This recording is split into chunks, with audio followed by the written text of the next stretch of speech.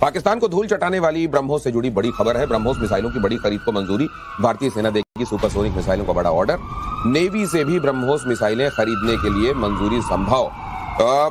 Navy के संदर्भ में क्योंकि बात हो रही है कैप्टन श्याम, ये ब्रह्मोस के संदर्भ में या मिसाइलों के संदर्भ में मारक क्षमता के हिसाब से नेवी कहाँ है और क्या किस तरह के लिए डेडलाइंस अपने लिए लेकर चल रही?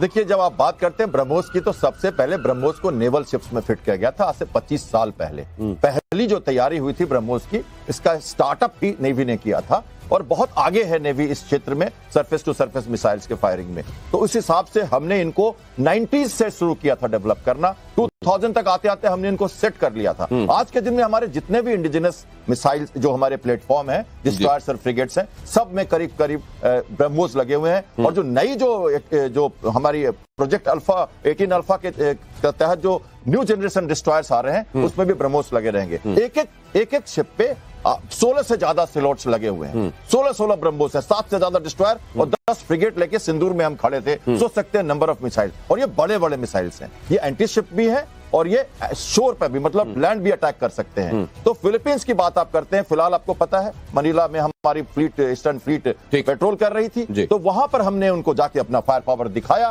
पहली बार हमने ज्वाइंट पेट्रोल किया है, कोऑर्डिनेटेड पेट्रोल हम करते थे, ज्वाइंट पेट्रोल कर रहे हैं। चाइना ने शैडो किया हमको, वो देख रहा है हमारी मारक शक्ति को। और वियतनाम जैसे हमारे सिंगापुर है, वहां भी सिमेक्स में आने सतपुड़ा है, कलकत्ता और किल्तान और शक्ति वहां लगे हुए हैं। तो ये जरूरी है कि हमें समझना कि हमारे ब्रह्मोस जो है cost effective, precise, easy to operate और पानी में, हवा से और जमीन में और सबमरीन से भी, तो ये सब जगह से लॉन्च हो सकती है। तो ब्रह्मोस को लेकर पूरी दुनिया में आप देखिए, इतना जितना ये मिसाइल, इसका नाम रिवर्बरेट इन दिनों कर रहा है, शायद ही किसी का कर रहा हो। और ब्रह्मोस को लेकर अमेरिकी अखबार में खबर आई है, ब्रह्मोस की ताकत देखकर चौंक गए थे ट्रंप। परमाणु वॉरहेड लगाने का डर सता रहा था कि कहीं ब्रह्मोस के सिर पर परमाणु सामग्री रखकर यहाँ तो नहीं भेज दिया गया कि वो टोकरा यहाँ खाली हो और फिर उसके बाद वहाँ किराना हिल्स में कुछ बचे नहीं। ये डर क्यों लगा होगा अमेरिका को अचानक? डर अमेरिका को लगा, मैं आपको बताऊं, ब्रह्मोस के जो जन्मदाता हैं, जिनका नाम बहुत कम लिया आया है कभी कभी, वो हैं डॉक्टर पिल्ले।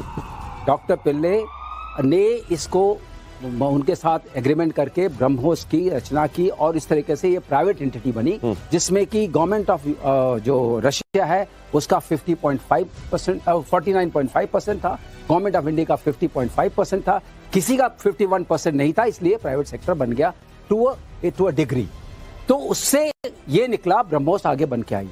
ब्रह्मोस की खास बात क्या थी कि हमने एक और एग्रीमेंट साइन किया, जिसकी भी चर्चा बहुत नहीं हुई है, MTCR साइन किया, मिसाइल टेक्नोलॉजी कंट्रोल रेजिम। उससे पहले हम 300 किलोमीटर से ज्यादा वाली ब्रह्मोस नहीं बनाते, हम उसको 295 रखते थे।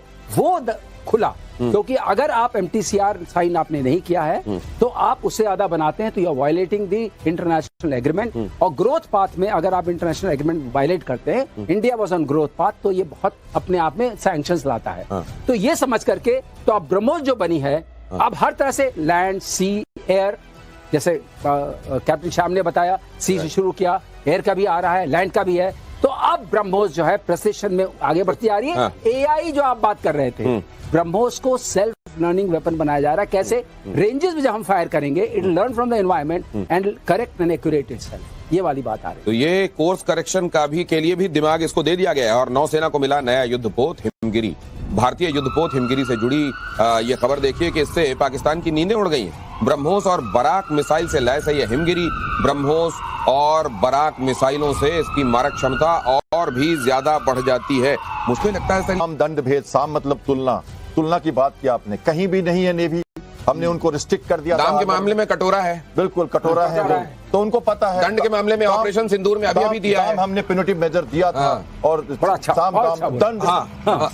दाम मतलब कॉस्ट ऑफ वार वो जीत नहीं सकते। और भेद वहां दिखाई देता है सर, और भेद जो अंडा फूट रहा अपने आप, हाँ बिल्कुल, वो भेद है जो हम कहते हैं कि सिंदूर बंद क्यों किया, मार बलूचिस्तान अपना झंडा अलग फहरा रहा है। हमें क्यों करना है? अंडा फोड़ने दो ना, फोड़ क्यों रहे हो? मैं आपको कहता हूँ, तो भेद तो कर रहे, साम दाम दंड भेद से चलिए, हमारी नीति वही है। अब बात करते तुलना की, सारे के सारे शिप्स उनके बैठे रह गए अंदर। आप 17 अल्फा की बात कर रहा हूं, प्रोजेक्ट नीलगिरी की, ये हिमगिरी का शिप है, दूसरा शिप है। ऐसे 6 शिप थे हमारे पास। पहला शिप जब हमने टाइप 12 लिया था इंग्लैंड से, नीलगिरी, हिमगिरी, दूनागिरी, उदयगिरी, विंध्यागिरी, तारागिरी, ये 6 शिप थे। अभी इनको दोबारा बनाया जा रहा है। हम रिक्रिएशन करते हैं शिप्स को। नीलगिरी मेरा पहला शिप था जहां मैंने पहली लैंडिंग की थी एज ए हेलीकॉप्टर पायलट, मुझे याद है 1988 में, और ऑपरेशन पवन में मैं 1 साल रहा इसी शिप से। तो ये वही क्लास एक एक्स्ट्रा शिप्स में बन रहा है, जो 3 शिप हमारे गार्डन रीच में बनेंगे और बाकी 4 मैचगॉन डॉक बना रहा है। मलयगिरी एक नया शिप है, नया नाम है, ये सब देखिए, मलयगिरी एक नया नाम है। 7 शिप बनेंगे, इसके साथ हमारे फ्रिगेट अगले 3 सालों में नेवी को मिलेगी। तो ऑब्वियसली ये 25 से ज्यादा फ्रिगेट्स, ये 20 से ज्यादा destroyers, 2 aircraft carrier, 17-18 submarine, 3 SNBM, ये अरिधमन आ रहा है, उसकी ध्वनि आने वाली है अभी।